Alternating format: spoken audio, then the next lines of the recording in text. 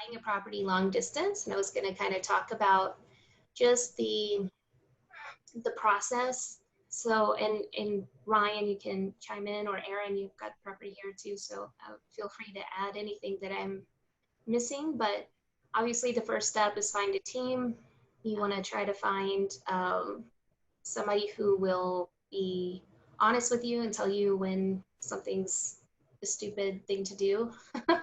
That's probably the hardest thing to find. So, um, but you get these people together. I think you start out with a lender because that's the first question the agent's going to ask you is, have you talked to a lender and what did they say? So get your financing straightened out first, and then look for an agent, contractors.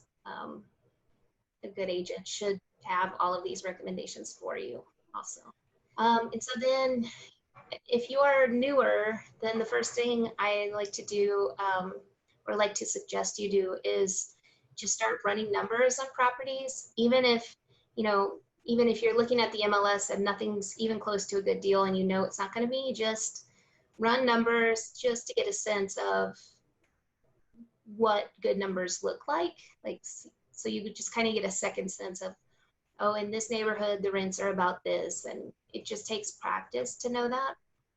And then if a wholesaler or agent emails you, you've got to respond super quick, because if it's a halfway decent deal right now, it's so competitive that it's going to get snatched up.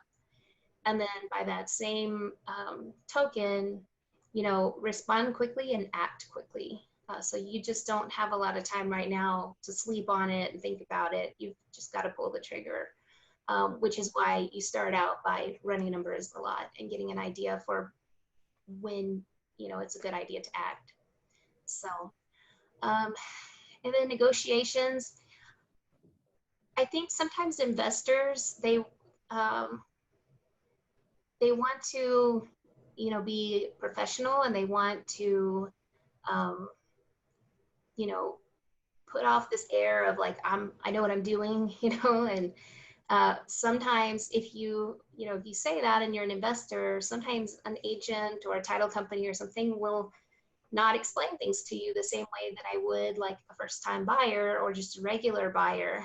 I'll assume that you already know it. So it's probably more important as an investor that you ask, because I think sometimes people make assumptions, which we shouldn't do, but we do. And so make sure if you don't understand something to ask, and then also communicate what you're looking for to your agent. Can I say a couple of things, Cassie? Absolutely. I think you're completely agree with communicating to your agent. I think it has to do with knowing what you want. I give Cassie the same spreadsheet that I use when I analyze my own deals. And I think it works really well because we're not wasting each other's time. It's respecting her time because she's not looking for things for me that she knows I'm not going to be interested in. And it saves me time because I know she's not going to send anything that doesn't meet my criteria. So I think knowing exactly what you're looking for is really important. And the other thing I think that's peculiar to the San Antonio market, at least relative to California, is the frequency of foundation issues. And I think that you're going to need to decide up front if that's something that you want to participate in and build that into your criteria, especially if it's a investment property or you don't have a lot of time to do due diligence and you just have to make an offer, you're accepting that risk. And I just did a foundation repair. It's not cheap. And even if you can identify that it's going to need foundation repair, there is statistically about a 35% chance that you're going to have plumbing damage during the lift. And that plumbing damage in this last one was about $250, so not super consequential, that you can easily rack up $10,000, $20,000, and there's no way to know before it happens. So you need to weigh for yourself whether the risk is worth the opportunity and decide whether that's part of your buy criteria or not. Yeah, absolutely. I've actually started when I meet with an investor, like over the phone the first time, to say, if you are telling me that you want to do a burr, but you won't touch foundations, it'd be really, really hard to find a property that has really good numbers that doesn't have some kind of foundation issues. Maybe Nick will disagree with me, but you know, if you're going to run away from foundation, it's going to make it really hard. Unless, I mean, if you're buying and holding and your numbers are just totally different, then that's one thing. You know, I think you can, if you just want to buy and hold, you can buy like minor, you know, minor repairs type properties. But if you are trying to do the burr method, you're going to have to get your hands dirty and take some risk right now in this market anyway. What do you think, Nick? I would not disagree with you. I think where, especially when you're starting, it's hard. You can find houses that would work if you buy them directly from the seller yourself. Like if you're marketing and you're talking to them, but I do a lot of that and they're still few and far between. If you think that someone's going to bring you a property, be an agent, I mean, a fairly clean house with no foundation issues, I have no doubt that I can sell over 80 cents on the dollar off market right now. So no one's going to sell it to you for 70 cents on the dollar. It's just not, you know, if that's you're not going to get anywhere if that's, you know, what you're thinking. And I think you just have to be careful because a lot of information that's out there of what to look for, it isn't always super realistic. Nick, I'd be curious to hear your thoughts on the risk profile of foundation issues on pier and beam properties versus slab foundation. So it's a great question. I think there's a couple of, there's two parts to it. And it's going to be less expensive to move the pier and beam 99 times out of 100 for the actual lift of the foundation.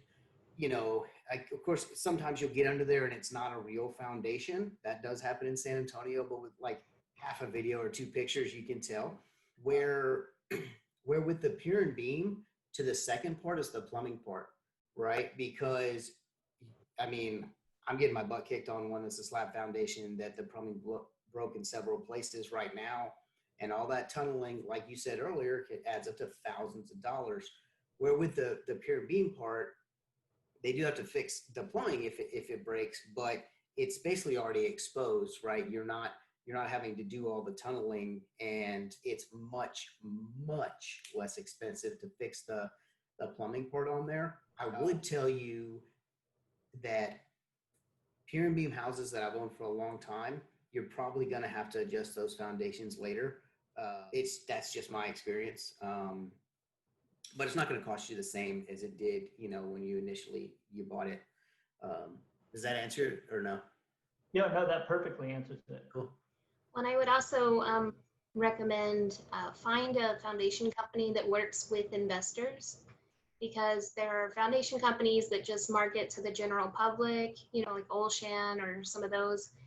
They're going to be so much higher than companies that work straight with investors. So, you know, make sure you get a reasonable quote, because I've seen sometimes people come with like $20,000 and then, you know, an investor friendly company will do it for $8,000. So make sure you're getting the best bang for your buck, I guess. So back to the closing process. If you're out of state, and actually right now, even if you're in town, a lot of times because of COVID, but you're going to have to get comfortable wiring money. So you'll wire earnest fees and option fees, and then eventually the purchase of the home. So just kind of have your ducks in a row and be ready to do that. And then also make sure, of course, wire fraud is really bad. And so make sure you always call and double check with the title company that, you know, you've got the right information, because that really does happen and it's terrible. So, and then just do your due diligence during the option period. Make sure, you know, you talk to different contractors, make sure if it's an older home, you know, you get maybe a plumber, an electrician in to look at it and make sure there's not like aluminum wiring or something that's going to be a pain forever for you to fix. And just make sure you like I would say almost do more due diligence than if you're in town with something, because you're having to trust a lot of different people, and so you get a lot of different opinions. And if it's a bad deal, somebody along the way is more likely to say like, I don't know if you should do this. And then on that note, actually, when you get the inspector, when you talk on the phone with the inspector and ask them directly, would you buy this house? I find that it makes them, or the inspector that I use anyway, he'll tell you, pretty black and white, like this is what's wrong, this is what's wrong. But if you ask him for an opinion, he'll give it, but he's not going to offer it unless you ask. So definitely ask and get, especially get the opinion of more experienced investors. Of course, you can like do that on Bigger Pockets too. Doesn't have to be somebody local. So does anybody have any questions about, even just nuts and bolts? I feel like investors, we talk a lot about like high level concepts, but sometimes we miss out like the nuts and bolts of a purchase. So if anybody has any questions, we can go over those right now. Yeah, I had a quick question about the kind of the more inspections part. So, I purchased a couple homes in the San Antonio area, and the home inspections are usually, 400 or 500, 600 or so for a single family residential. You mentioned maybe getting additional inspections by maybe an electrician or a plumber.